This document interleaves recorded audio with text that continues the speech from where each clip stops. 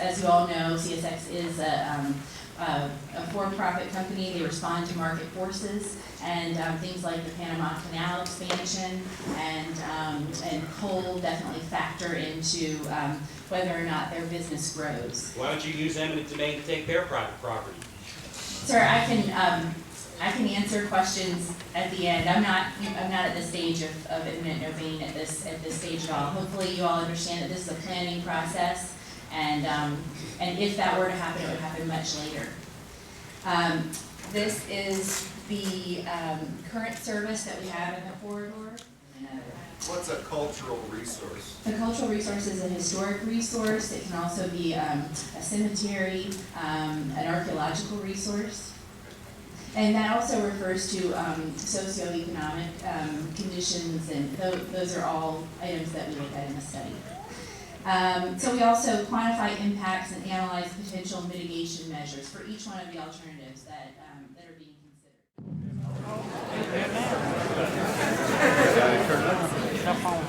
I actually didn't realize that I was going to come up and personally ask my question, but that's fine. I'm Kristen Rout. I live on Center Street. I'm for Center Street in Ashland along Center Street. And what I would like to know is, with the increase of high-speed rail, passenger train, and the proposed, I've heard 200 to 400% increase in CSX trains, how we're going to get emergency vehicles across the tracks, kids to school, not to mention the community back and forth across the track. And that's regardless of having a third rail or just the improvements. I mean, it's my understanding that that's not going to change the increase in trains coming through Ashland. I'm just wondering what the proposal is for actually getting people across the tracks. Thank you. And so hopefully you all can hear the question. The question was related to how safety improvements and emergency vehicles access across the tracks would happen.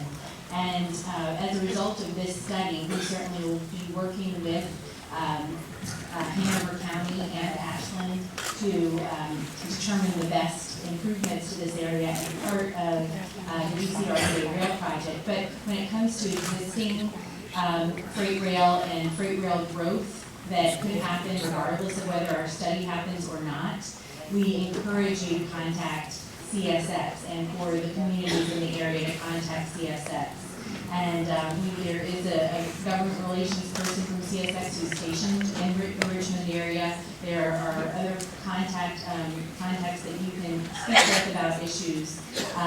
But really those access issues, like the one that you had last weekend, I understand, are items that are best addressed by CSX with their expected growth. Now, I mentioned that the growth that we have heard about from CSX, hopefully everybody can hear me okay, is 2%. But we also know that they plan on a year-to-year basis for the work that they do, and that can change pretty dramatically depending on market conditions. So in the coming weeks and months, we're going to be reaching out to Hanover County and the town of Ashland to talk about some of the minor improvement options that I mentioned earlier, and some of those will be safety improvements as well. So that's something to look forward to as part of the study, but then current issues, I really would refer to CSX. And hopefully I got all of that. Are there any items that I've forgotten? This is John Morton, who's part of our project team. Just to reiterate, what Emily said. First, the study will look at emergency vehicle access and crossings. We look at, as Emily mentioned in her presentation, we're looking at every single at-grade crossing on the entire 123-mile corridor and judging it from, what does it do to vehicle delay and vehicle safety, and each one of those would be identified. The other thing, I think Emily mentioned it, the bypass would have no at-grade crossings. Everything would be grade separated. There would not be an at-grade crossing if the bypass was selected by the state. So it would be an overpass? Oh, I'm sorry. So I can talk about it. Okay. So an at-grade crossing is a crossing where the bars have to come down and cars have to stop. Any crossings that that you'll see on the bypass would end up being overpasses or underpasses, most likely overpasses in this instance. It depends on what the alignment looks like, and that's part of what our study will look at. And of course, a lot of it also has to do with impacts. So if the impacts are greater doing it one way, we would look at the other way. So we just want to make sure that we're minimizing the impact. So next up is Pat Pace, and after Pat Pace, Congressman Wittman's on deck. I have several questions. First, I'm hearing what the projection is, but I don't know how many trains go through Ashland now and what is their speed. I know through Ashland they have to really slow down, but what is, I hear 90 miles for the future, but what are they going now? Sure. So the question is about the traffic, the current traffic for trains in Ashland at this time. And so I have a slide on that will help me. This is my cheat sheet. So for right now, we've got 12.5 that are going along this corridor right now. And in Ashland, let's see, it's 1, 2, 3, 4, 5, 6. But that's just passenger. That's just passenger, that's right. So, and then we also have, this is the mix of passenger and freight. So in Ashland right now, we've got about 20 Amtrak trains per day and 30 CSX trains per day. Right. And so what we're looking at over time is potential 2% increase in CSX. Of course, that can fluctuate, as we mentioned.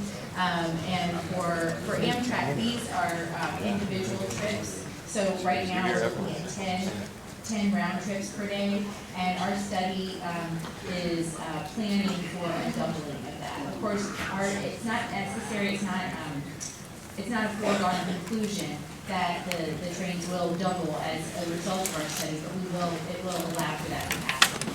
And what is the average speed of trains now? So right now during the day, 35 miles an hour is the speed limit. At night it's 45 going through Ashland, and we don't anticipate that would change. So those are the speed limits that go through Ashland right now. How is that monitored? How is it monitored? I think the FRA, well, CSX monitors itself, and then the FRA is the regulatory agency, that's the Federal Railroad Administration. It doesn't have it. We need to hear those comments. Obviously, we're not the regulators, but we do talk to the Federal Railroad Administration on a regular basis, and we can pass that information along. It's also important if you see something like that to call CSX and go on their website. They do have an information number that you can call. And my other question is, I really didn't hear very well why an I-95 corridor route is not being chosen, other than the cost. But if you're going to be doing bypasses over everything on the western route, I don't see what the difference would be. Right. So the question is, why aren't we using an I-95 route? We had a previous study, our Tier 1 environmental impact statement that was complete in 2002, looked at different corridors, different routes for the additional rail service, looked at the I-95 corridor, and the determination was made back then that we would stay within the CSX corridor as much as possible. And that the I-95 corridor, because of the development around I-95, if you look at each one of those interchanges, the development that's occurred over the years at each one of those interchanges would make it very difficult to have a train track that's adjacent to I-95. In addition, the alignment for, like I mentioned before, the alignment for and design requirements for rail is very different for that of roads. Roads can handle a lot more grade changes than train tracks can. They can also handle a lot more curves than train tracks can. So those are just some of the reasons that we are not looking at a rail line adjacent to I-95. Thank you. You're welcome. Congressman Wittman, you're next up, and on deck is Deborah Moulton. Thank you. First question is, have you contacted all congressional offices concerning this project that are in their areas of concern? We have contacted those that that are in the alignment of the rail track. The first congressional district is in there. You have not contacted my office. This is a property that's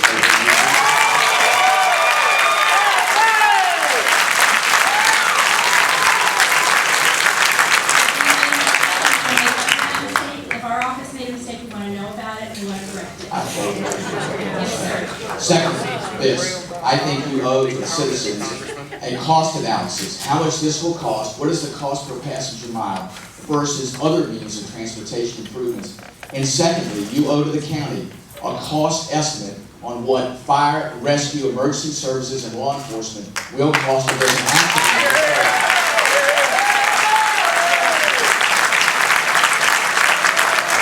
We have seen recently 2 major accidents on the same corridor to the north, and we know the impact that it has on localities. You owe that to Hanover County. Thank you very much.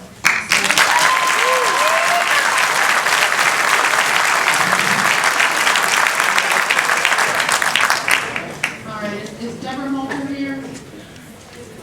Okay, Deborah, you are on next, and Corinne Dixon, you are on deck. My thing was more of a personal issue, but I know it involves a lot of y'all too. You know, I'm trying to retire. I have a home, and I'm trying to pay for it. And y'all want to come and pay my house, so I can't even afford to live. And I'm getting older, I can't afford to buy another home. You know, it's heartbreaking.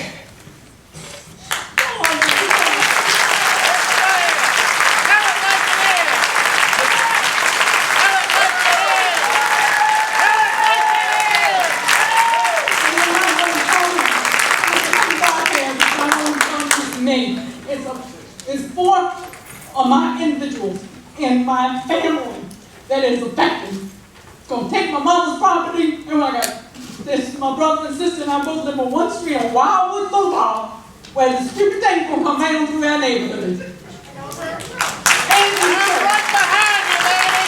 Right behind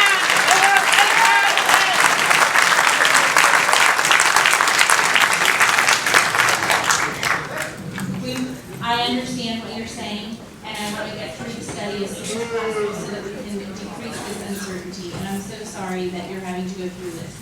You don't care. There's the money. Just don't build the darn thing. That's the simplest answer. I'm going to ask that we stop that, because we do want to get everybody's questions answered. And I would appreciate, I know you're angry, and I get it. I would appreciate you just hold that till at least we can get folks an opportunity to ask their questions. People allowed to cry. Ms. Dixon? All right, and then Stacy Glenn is on deck. My name is Corinne Dixon, and I live in Beaverdam. I own a rental property that's in Elmore, right on the railroad, and I did receive a letter. I had dinner with Congressman Wittman Thursday, and he asked this question. He asked, what is the cost per mile? And why are we funding for CSX?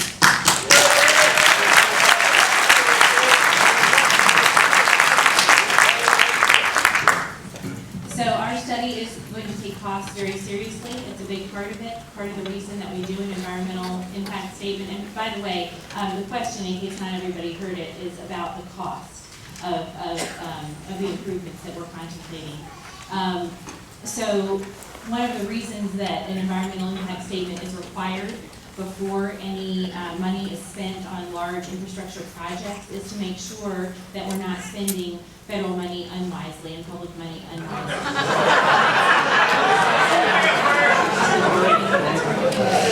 Consider alternatives rather than just one alternative. Can you give us a dollar amount?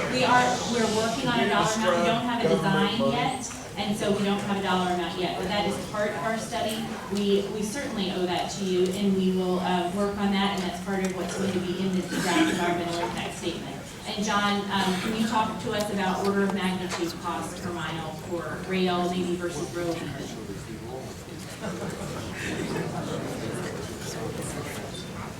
I think there's no doubt that this is a very expensive project, and as Emily said, we are working hard on the various cost estimates right now, but it certainly will be in the order of billions of dollars as opposed to millions. But it's, you know, and so I don't know that I have a good estimate on the cost per lane mile on a highway, but you know, we did cost out 8 miles up in Northern Virginia. That would be about $182 million. So you can figure out a cost per mile from that if you know. But that's the general range we're talking about. How many riders does it take to make up that $180 billion? If you have a question, we will happily get you a card, but there are lots of folks who wrote their questions who are waiting their turn. So if you want a question, please raise your hand, we will get you a card.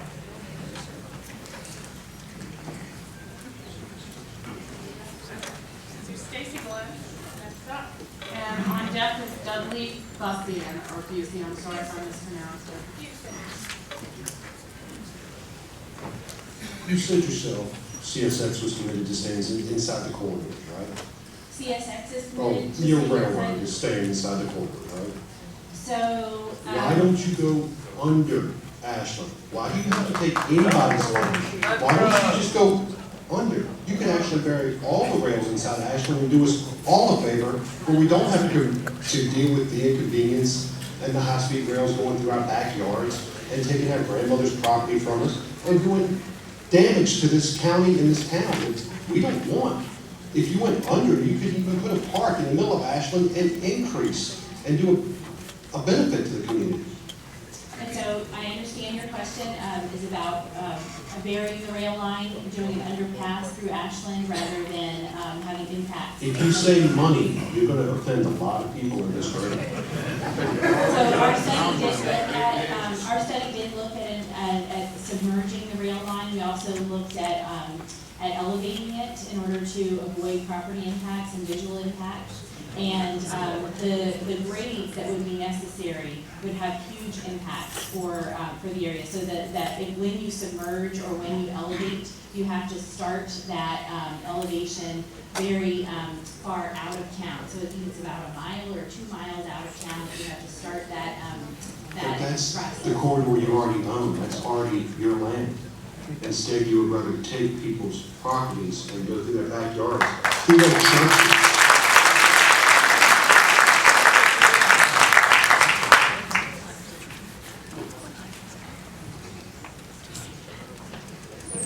Next up is Dudley. Thank you. And next up on deck is Arlene Dooley.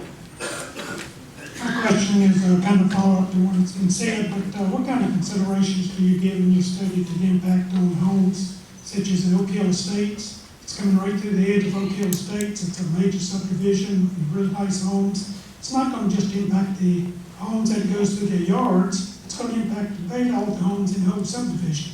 What kind of impact studies do y'all do to consider that? The question is about property owner impacts in subdivisions.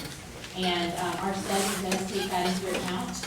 We look at each property that could possibly be impacted as part of the design, and we compare the different alternatives amongst themselves to see which ones would have fewer property impacts. And that is an advantage for an alternative that has fewer property impacts.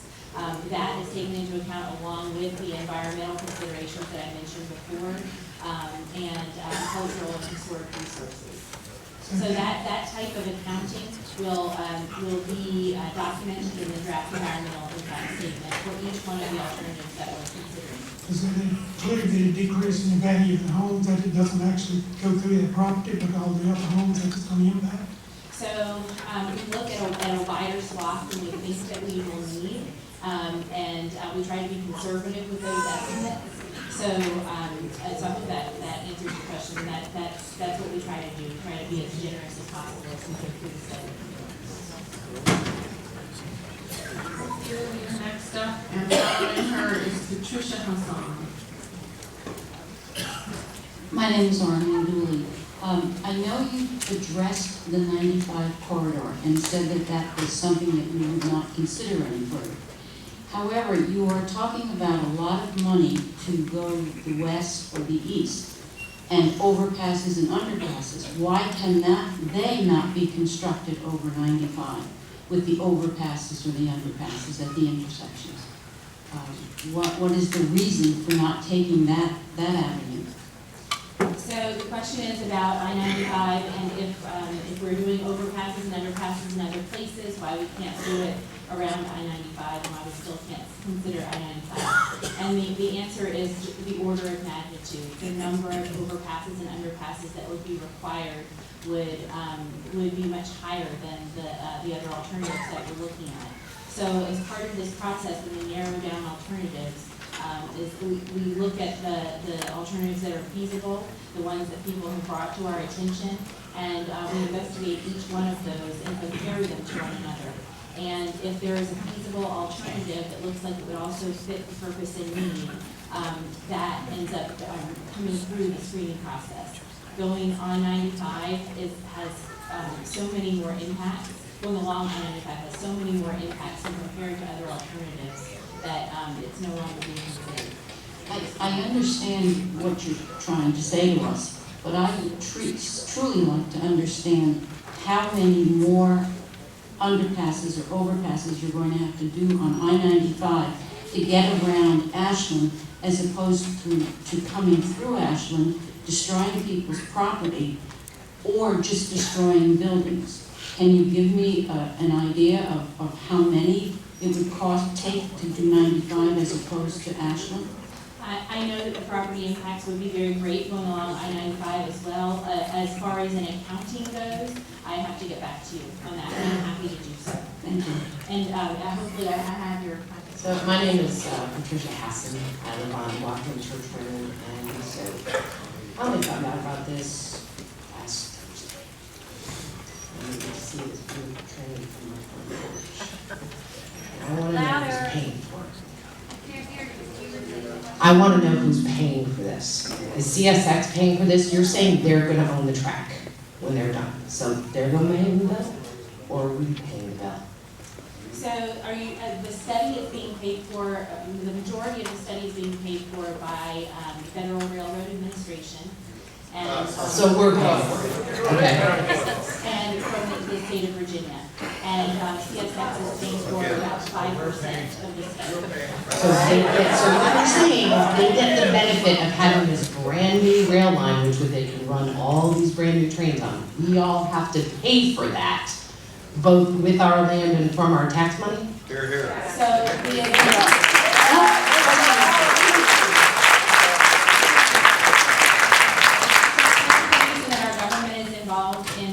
rail travel and in Amtrak is to provide transportation choices for a growing population. And as I mentioned before, having alternative modes and having a diversified group of options is something that we've been offered funding to study.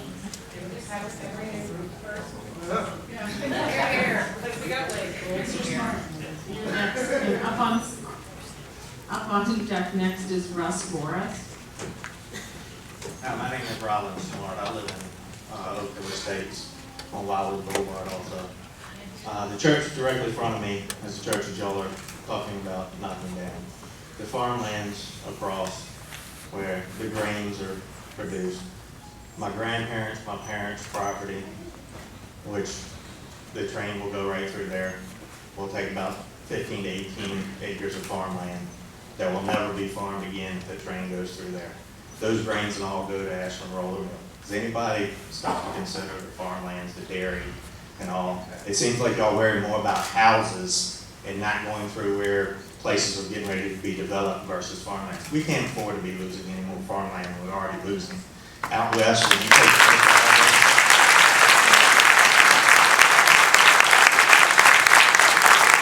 take it, go online and get to looking, this project nationwide is showing $151 billion estimated cost.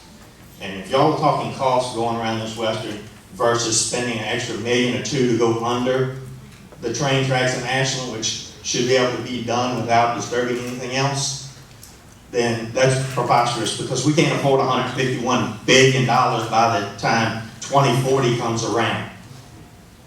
If we get $151 billion, we can spend an extra $1 million to go under to keep from tearing up more property.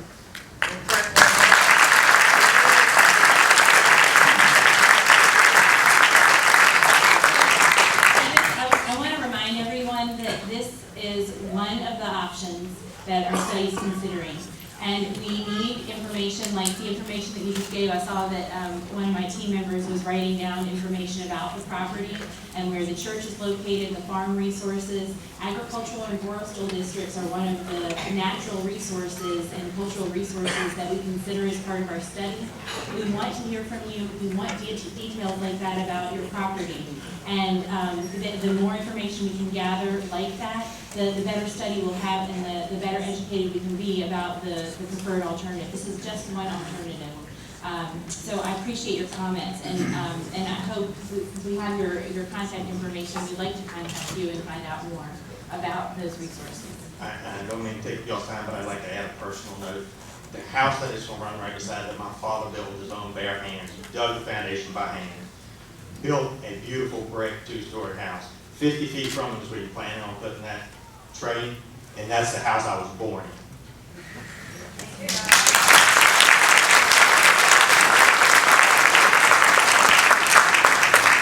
Mr. Boris is next, and on deck is Ashley and Sharon Stanley. What is the travel time on an Amtrak train coming down from DC to Richmond now? And what do you anticipate the total travel time will be for a passenger train, a high-speed passenger train coming from DC to Richmond? And will that make it a viable commuter train for like federal employees working in DC to come and live in the Richmond area? So the question is about train times. Currently, the travel time as posted in the Amtrak schedule for trains between Washington, D.C. and Richmond is anywhere from about 2 hours and 5 minutes to 2.5 hours. Our improvements that we're contemplating could shorten that trip by 15 or 20 minutes.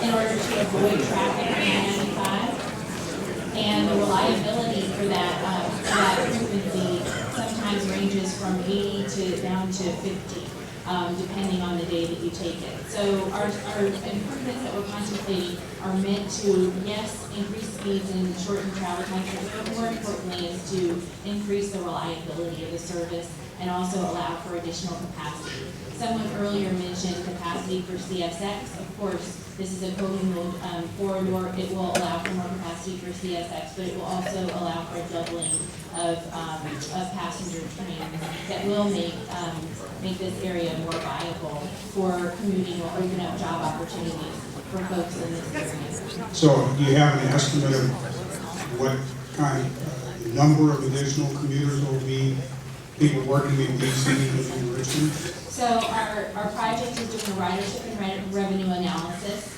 that will look into that. So that will be part of the draft environmental impact statement that will come out in the fall, that type of analysis. And I do want to mention something, and I don't want to cut you off if you have a follow-up question, but I wanted to talk about cost for a second. And so the gentleman earlier, and I've heard a couple of people mention cost. We are looking at the cost of these improvements, and we're going to be putting a finer point on it as we go through the draft environmental impact statement.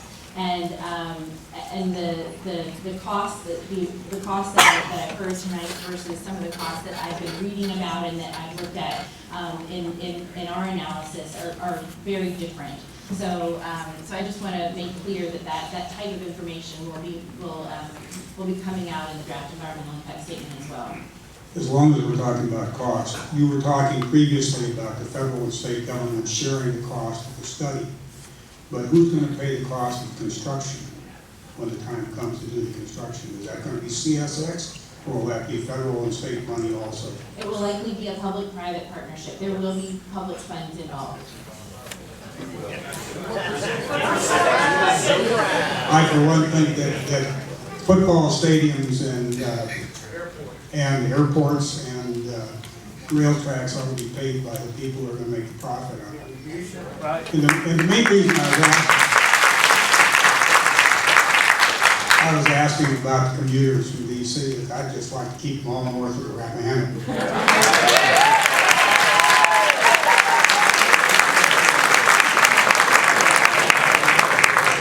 Are the Stanleys here? Mr. and Mrs. Stanley, Sharon Stanley? Question was answered. Okay, thank you so much for that. In that case, next up is Drew Bass, and on deck is Don Catlin.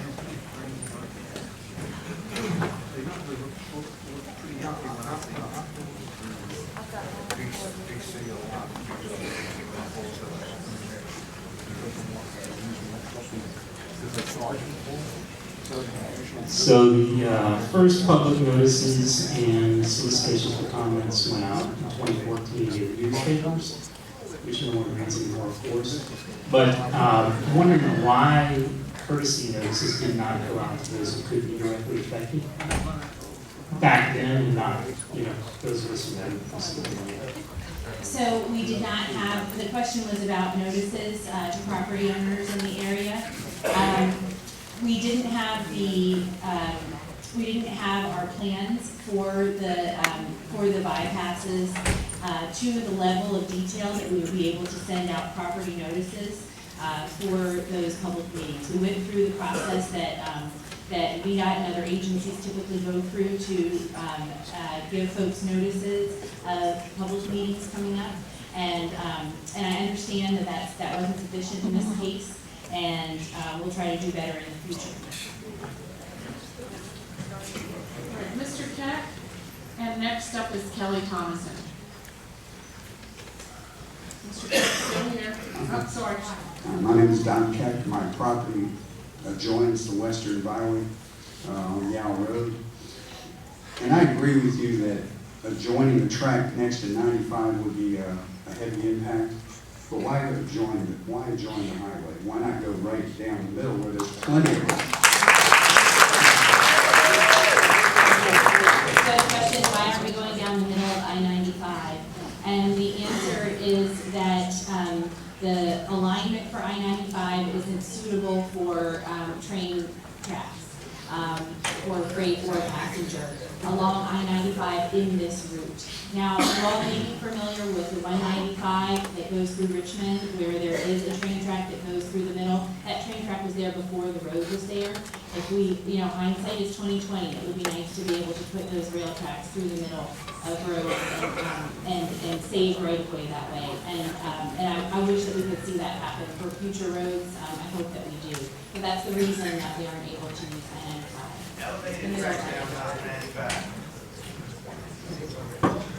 I see Mr. Kelly Thomason coming down to the mic. Okay. And next up on deck would be Charles Martin. This question's been asked, but I'm not necessarily clear on the answer. We kind of understand this is an expensive project to build. It might require property, and that's going to be costly. Where in this process will we see the costs that folks have talked about to their families' properties or their businesses? In Ashland, the economy's tied around the tracks, the property values are tied around fronting the tracks. There's some talk about taking up Center Street. I'm kind of curious if that option through Ashland would result in taking up the main thoroughfare. If it does, I've been told that the closer you get to homes, the bigger the barriers go. So you go from a 5-foot fence to a 7-foot fence to a 12-foot fence, and you get closer to people's homes. We have the second longest running grocery store in the history of the country in Crossroads Grocery.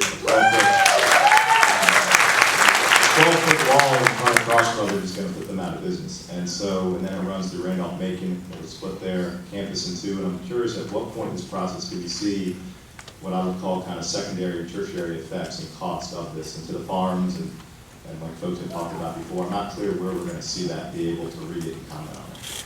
Yes, sir. So the question is about indirect impacts to the businesses and homes that are in the corridor. That is a section that we do address in the draft environmental impact statement. We look at direct effects, and we also look at indirect effects. We do take into consideration the businesses and the homes that could be impacted, and so we look forward to getting comments on that once we have the analysis complete. And we understand that going through, part of the reason that we're considering bypasses, it's not easy. This area is tight through Ashland. There are a lot of potential. There's a lot of potential impacts to businesses, to historic resources, to cultural resources, and there is also for the bypass. So we need to get through the analysis and look at those potential impacts and have our draft environmental impact statement ready for people to review. And we hope to have that out too in the next few months and have those questions answered to your satisfaction. So there is no fence now. As part of our analysis, we'll be looking at the requirements for safety in the area, but we don't have a proposed fence at the moment, and there is no fence now. Mr. Martin, you're up next, and Karen Carlisle, you're on deck.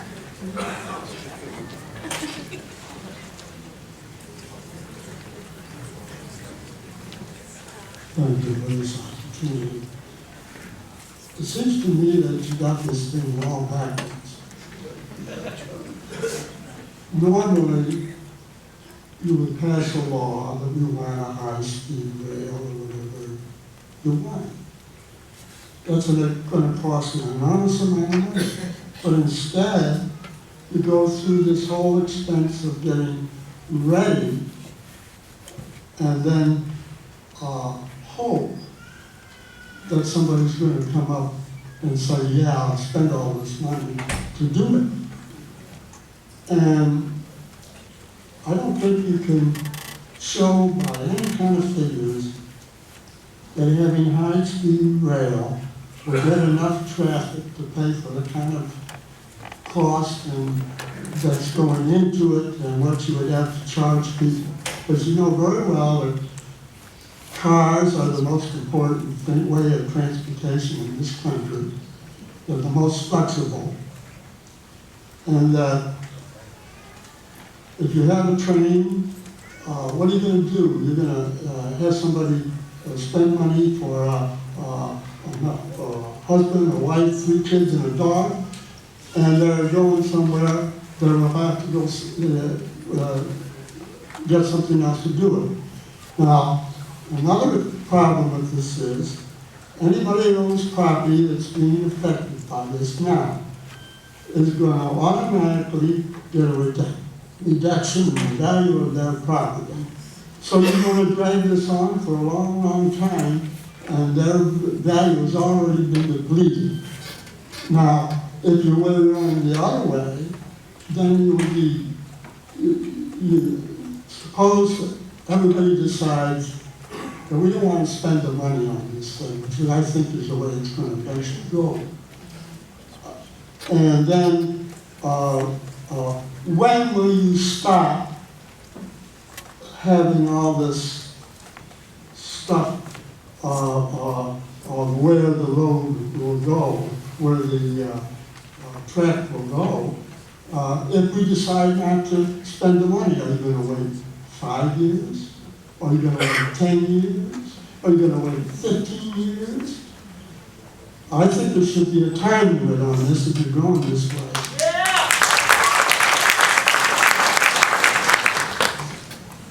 That's all for now.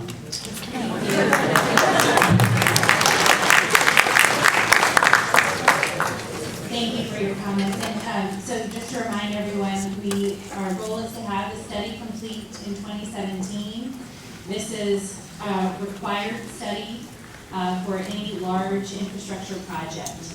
We need to complete the requirements of the National Environmental Policy Act in order to look at alternatives and determine impacts. The goal is to avoid impact, and that's part of the reason that we're going through this. All right, it looks like we have time for about 3 more questions, so I'll let you know who our speakers are. I want to remind you it's not too late to give us cards. We're going to make sure all these questions get answered and posted publicly.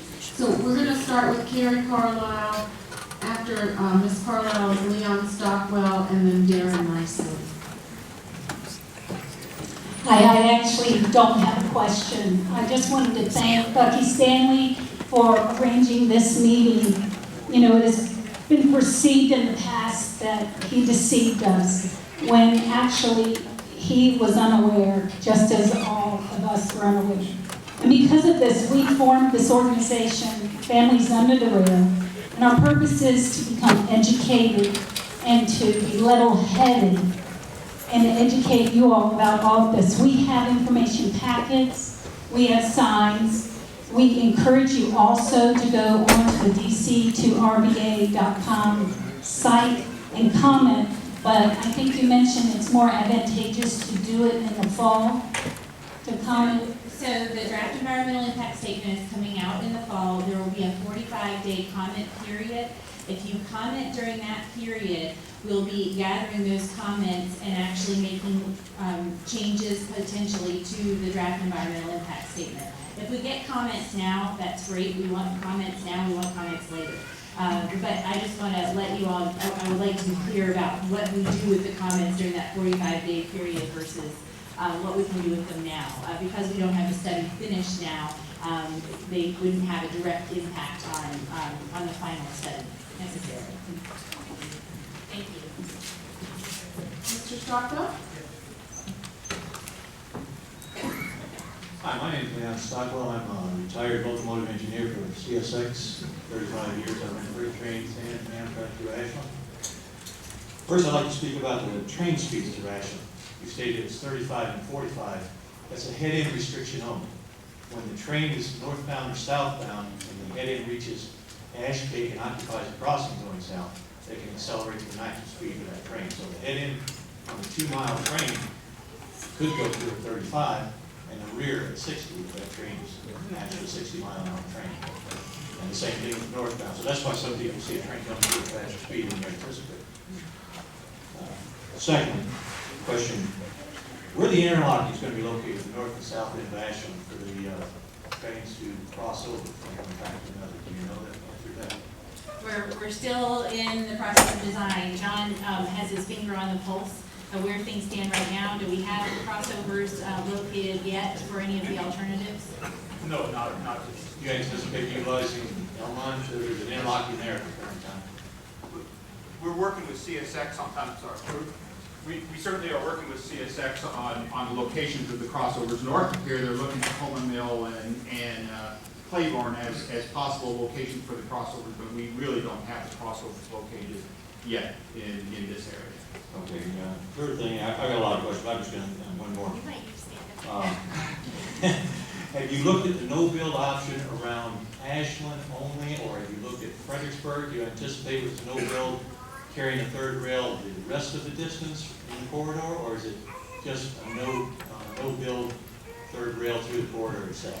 But you didn't expand on that too well, I think. So the no-build option is a corridor-wide option, but the minor improvements option is not.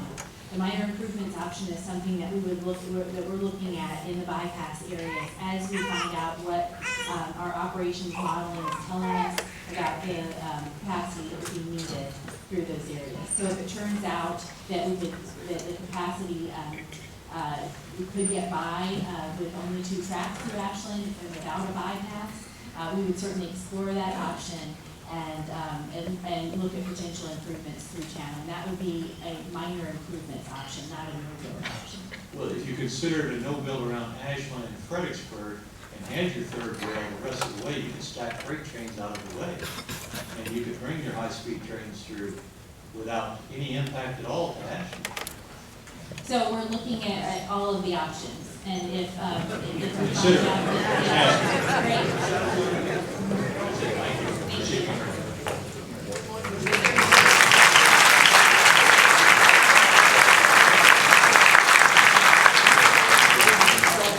Last speaker, Darren Nicely.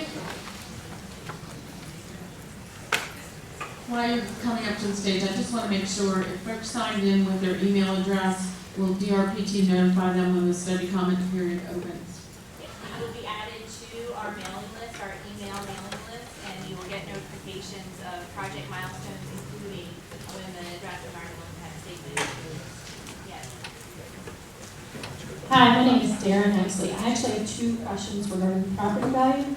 I sell real estate in the area, and I'm also going to be affected with my own property. But one question I have is, are you considering the current cost evaluation of the properties in this area while you do your study? Because right now we're having a hard time selling properties anywhere near a shadow of where this might fall, whether it be in town or the bypass, and no one can sell homes right now during this study because of the shadow of this. That's my first question. My second question is, how are you going to compensate the surrounding homeowners who aren't, it's not coming through their property, but nearby, so it will certainly affect their value? So the question is about property values. Our goal is to get through the study, take lines off of maps when we can, when we get to 2017 and have a preferred alternative. And that's what I can offer you right now, is that we want to see what the potential impacts are, and come up with a reasonable alternative. And we want to make sure that we're considering the comments that we're getting. Now, when it comes to the future down the road, when we do have a final design, and when we go through the right-of-way acquisition process, we want to make sure that we are only working with those properties that will be directly affected, and we make sure that we use the VDOT process to offer fair market value to property owners. And so that will come down the line. I'm not an expert on that. There are folks at VDOT who are much more experienced, and you may be familiar, since you're in the real estate business, with that type of process. And at future public meetings, we can comment more about right-of-way access, or right-of-way acquisition, and how that process will look. But at this point, since we don't have final design, and we're still going through the draft environmental impact statement, we just want to get through this process as soon as possible to get better answers for you later on.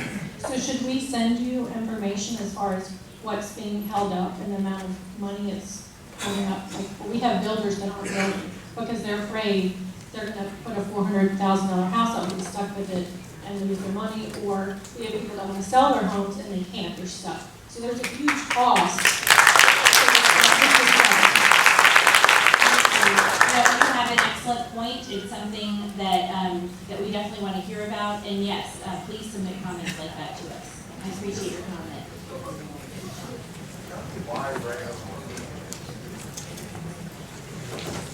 All right, again, we will still take questions, and please, if you have questions that you want to write down, make sure you get them to us. The measure of the success of a community is the engagement of its students, of its citizens. Sorry, I'm a teacher. It speaks very highly of our community that you're all here tonight. I highly encourage you, keep in touch with this process, keep track of what's going on, notify your supervisors if you have questions, and we will do everything we can to facilitate the answers that you want. Thanks for coming.